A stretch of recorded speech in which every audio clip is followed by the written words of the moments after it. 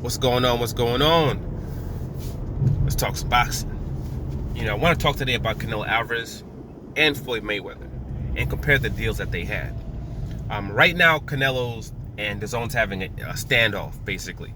They're having a standoff because DAZN doesn't want to pay Canelo Alvarez the amount of money they usually pay him for this particular fight coming up. And they've done this before. Before Canelo wanted to fight Jaime Munguia before. And they said, cool, if you want to fight him, that's fine, but we're only going to pay you $25 million. We're not paying you any more than that. And after that, it kind of was like, okay, this deal might not be guaranteed, the amount of money that they're trying to pay him. You know what I mean? And then he ended up, I guess, turning around, fighting Danny Jacobs for his belt, unification, and they paid him his bread. Right? So we've seen this before. I guess with everything that's going on, and because of the level of opponent that he's trying to take on right now, they don't want to pay him. I think they want him to take a substantial pay cut. But I guess him and his team was like, no, we want our money. And the thing is because, for whatever reason, DAZN, their philosophy and their plan was to get a couple of stars. We want to get a couple of stars, we want to put them on our network and pay them whatever it is it takes to get them on our network. And then they believe that it doesn't really matter who these guys fight, that them just fighting on the network, people are going to gravitate towards them just because the people are fighting on the network.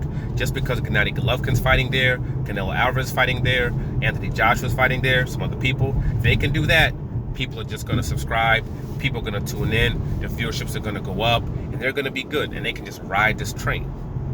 Basically what they were trying to use was an HBO game plan. And we've seen this game plan already fail. So you throwing money at it, it's not going to make it work any better.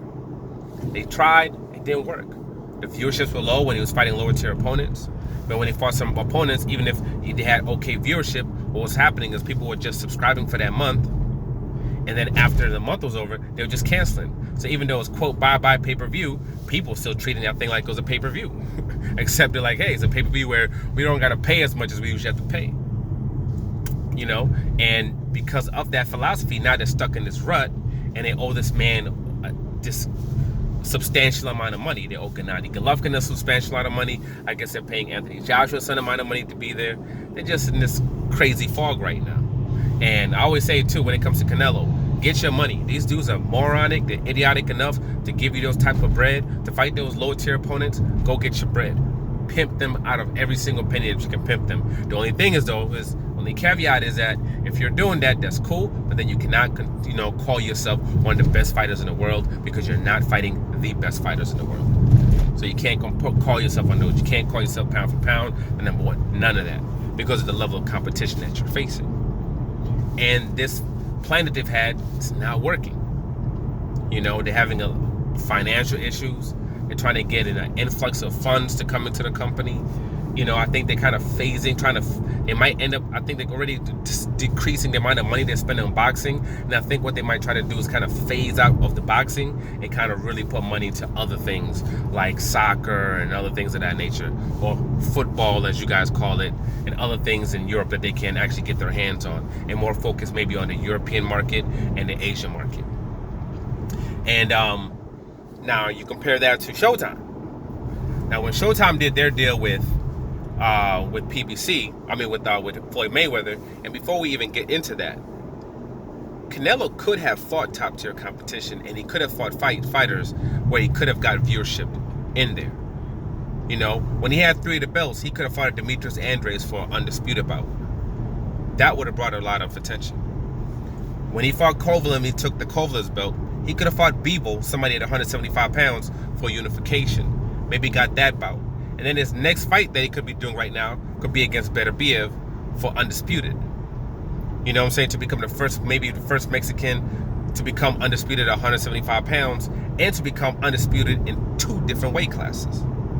So, and after, if he was able to do that, then he could have went back down, fought the champions at 168 pounds. There's things that he could actually do where people really get hyped up and really gravitate those fights.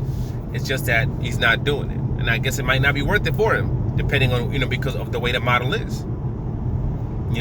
Now you take a look at Floyd Mayweather and the deal that he did with Showtime. Completely different deal. Number one, Floyd Mayweather, we know, he usually fights only once a year. Part of the deal was he had to fight twice a year.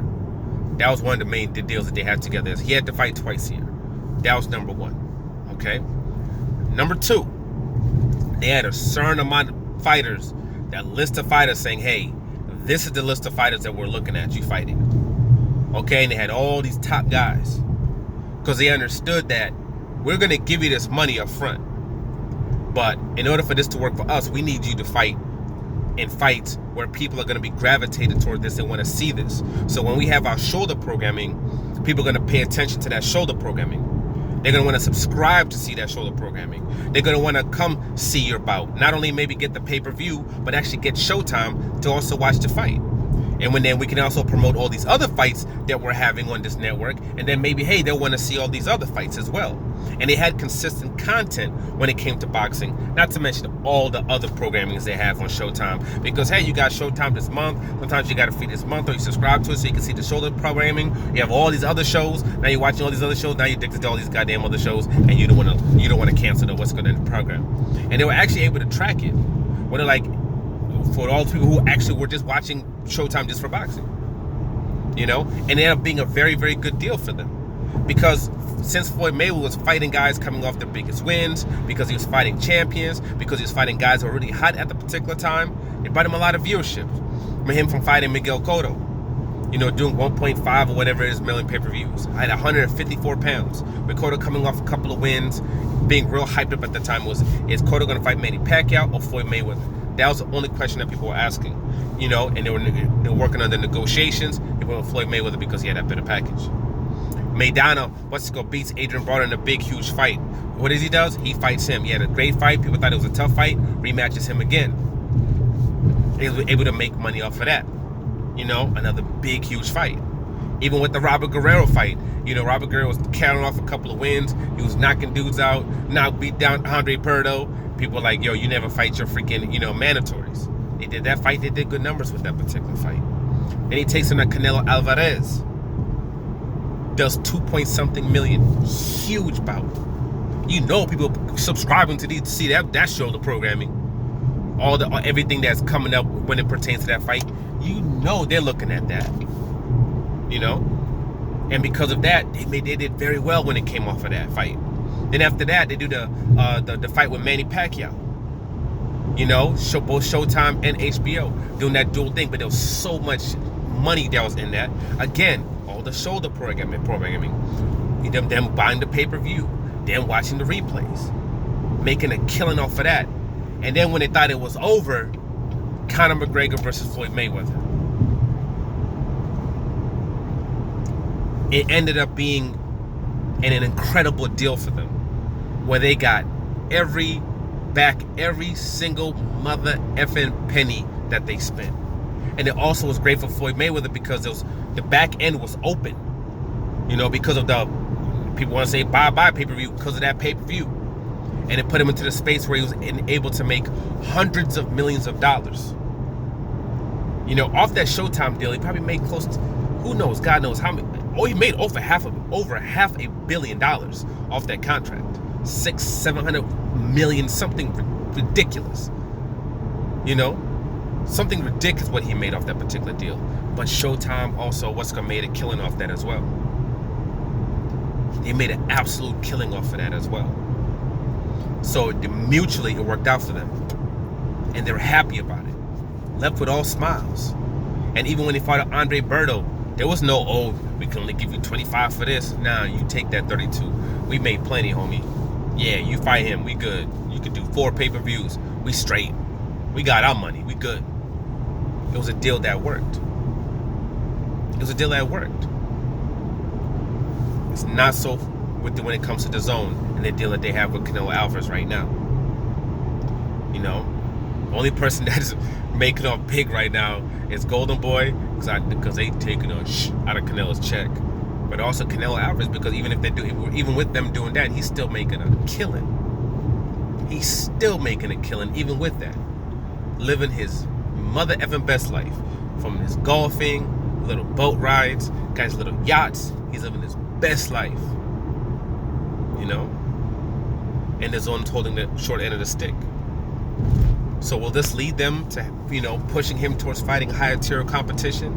Opponents that people see as being dangerous, as being scary, where people get really, really hyped up and really want to watch it, only time will tell. But for now, like, subscribe, share. I'm out.